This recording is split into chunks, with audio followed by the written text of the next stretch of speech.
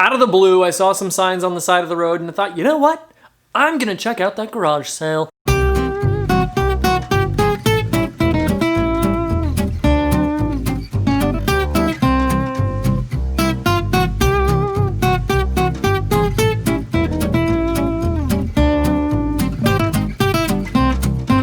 And I'm glad I did. I'm gonna show you guys the ridiculous stuff that I ended up finding, but it just shows that sometimes it pays to just like take life by the horns and follow garage sale signs, because you never know what you're gonna find. The minute I pull up to this sale, there was some incredible stuff just scattered all over the driveway, and I could tell right away that this was gonna be one of those sales that I was gonna spend some serious time at. He's got this really cool weather vane sitting in the driveway that I kind of really love. I'll usually get them if they're really unique. I'll get them if they can come apart easily and I can pack them in a way that makes sense. He has some really incredible advertising here, some of these really awesome metal signs, which is really cool. But this guy has some serious collectibles, so I am interested. I am ready to start digging and seeing what I can find here. Little did I know I was gonna meet my match. This guy gave me a run for my money. One of the first things that I noticed that he's a huge collector of is cast iron. He has a huge collection of cast iron stuff, and I see a bunch of cast iron irons just scattered all over this table. So I know for a fact that this guy knows cast iron. I know that he's got a huge collection of this stuff. One of my all-time favorite things to look for that is cast iron are these pagoda lanterns. Unfortunately, as I'm looking around, I don't see anything like that. But what I do end up finding are these cast iron bird feeders, which is kind of incredible. He has 2 of these and he's only asking $10 for the pair, which is kind of insane. Cast iron in general is gonna be pretty valuable. Something like this is also really cool. So here's one of them here, you guys. Basically, you just put the bird seed in it and then it like goes down here to the bottom and then the birds can eat out of it. But this is actually really cool and it's got some really good detailing to it, and it still has the plastic in the inside, so it's gonna hold everything in there.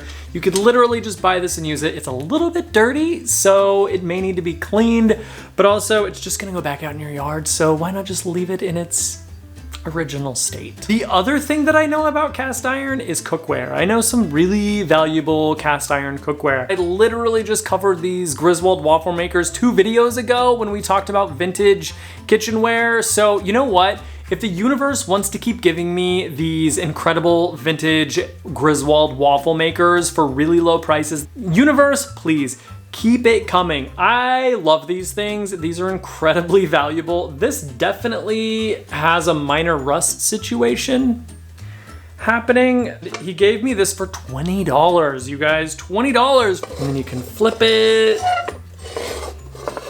It's like a whole situation. But I was excited to find that, you guys. So clearly he knew his cast iron, but he was also willing to wheel and deal. He gave me some really, really good deals on some of that stuff. But at this point now, like, I'm kind of dealing with this guy a little bit more. We're kind of like talking, we're negotiating, and I'm starting to get to know him. And we just kind of have like a mild disconnect. I don't know how to really describe it. I think it started when I found these incredible Coleman lanterns. And if you guys don't know these lanterns, I'm obsessed with the Coleman 200A lantern.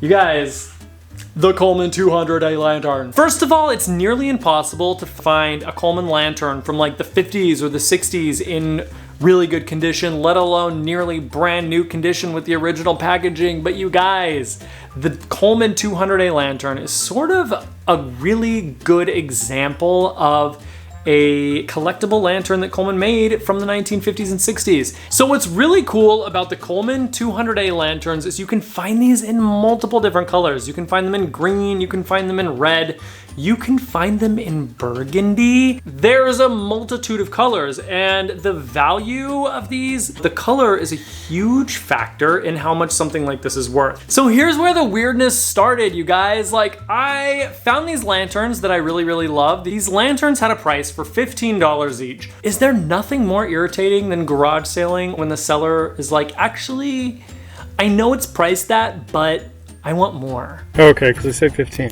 No, that's not. I don't know how that got on there, but they're not. Definitely not 15. literally was like, oh, I don't know how that price got there. I want way more for that than that. And he pulls the price tag off and he's like, you know what? I'm gonna pretty much double that price. I'll give them to you for $30 each. And I'm like, I know what these things are worth, you guys. They're in nearly perfect condition. So even if he's asking double for them, like, yes, it's a little frustrating that somebody comes over and literally pulls off his price tag right in front of my very eyes. It's fine. He ended up giving them to me for $50 for the pair, which was an amazing price even then, so I was super happy. I've never seen one in yellow gold, but if any of you guys find one in yellow gold, like, let me know.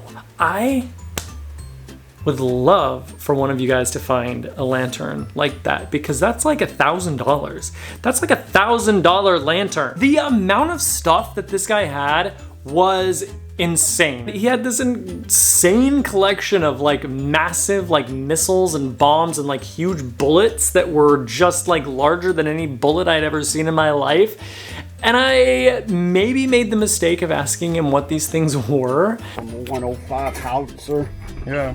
These would have a casing. The 105s were still cased. They weren't separate. AK-30, 16, 14, 13. And then the bags of powder in, but the 105 still cased. If you feel like you're in over your head in a conversation, use this technique. This works time and time again. Jeez, these are so heavy. Yeah. First, you have to agree with whatever the converser is saying to you. When you get up to 155, you put the round in. Yes. Separate. Yeah. Like, you know, when you get up to 155, You have to let him know that you're not interested in the conversation, and the only way you do that is by kind of stepping away, but you don't want to be rude, right? Then you ask a question. So listen to my question. It was for a tank? Tanks, right? You gotta ask about tanks. it'll stop the tank if you hit it right place. Then you just say one quick word like, ugh, oh my gosh, Oh, wow. 105s. Yeah. weird, gotta go. Jeez. That's how you get out of an awkward situation. The grand finale of this garage sale, you guys, the one find that I'm like, yes, I'm obsessed with this find.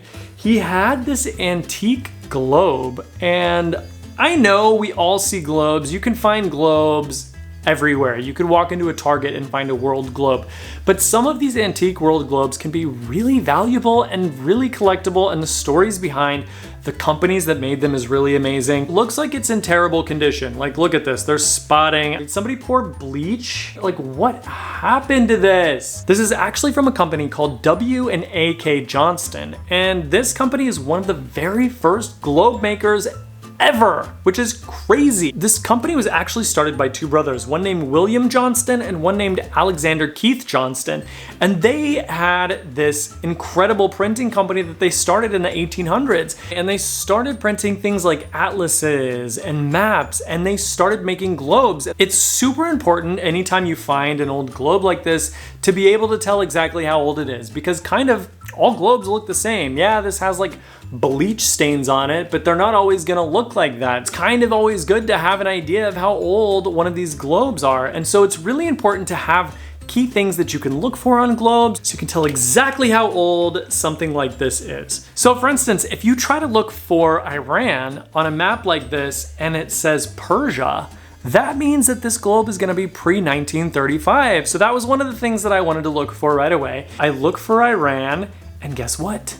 It says Persia, which means this is pre-1935. Already into some amazing globe territory. Now I'm obsessed. Now I want to know exactly how old this globe is. So the next thing I'm going to look for is Istanbul. If it says Constantinople, that means that it's older than 1930, because in 1930, Constantinople was changed to Istanbul. And sure enough, it says Constantinople. We are getting older and older. So now I know that this globe is pre-1930s. So the next thing that I want to look for is Beijing, because Beijing had some major changes in the late 1920s. So Beijing was called piping prior to 1928, and then in 1928 it was changed to Peking. P-E-K-I-N-G. And when I look at this, it says Peking. That's kind of where our dating stops. This globe is definitely not older than 1928, because that's where the globe changed.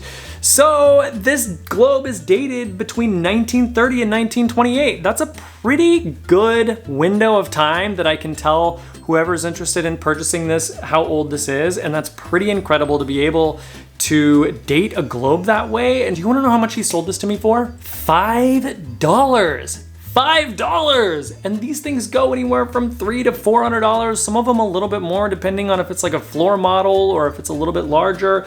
This is not in great condition, so that's definitely gonna be a factor, but it's really, really cool to find something like this nonetheless and to be able to date it and have a small piece of history right in my hand. I know I have been lagging in the garage sale department, but I know there's a lot of really good ones out there. I gotta start like getting out there to them garages. So I wanna hear from you guys. What is your favorite garage sale find? It could really be anything. I think you could probably sell anything in a garage sale. I used to go to garage sales with my grandma constantly. We would just drive around and I would just like find things for like 20 cents and 10 cents. Like people used to sell things for nothing and now everybody's like, I want $300 for everything.